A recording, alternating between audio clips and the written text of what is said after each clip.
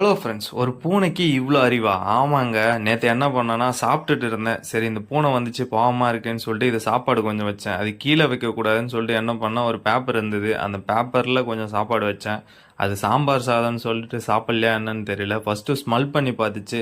சரி okay smell பண்ணி பார்த்துட்டு சாப்பாடு சாப்பிடும்னு நெனச்சேன். சாப்பாடும் நல்லா தான் இருந்தது. ஏன்னா நானே தான் சாப்பிட்டேன். சாப்பாடும் நல்லா தான் இருந்தது. அப்புறமேட்டு வடைய கொஞ்சம் கிள்ளி வச்சா என்ன பண்ணுதுன்னு நீங்களே பாருங்களேன்.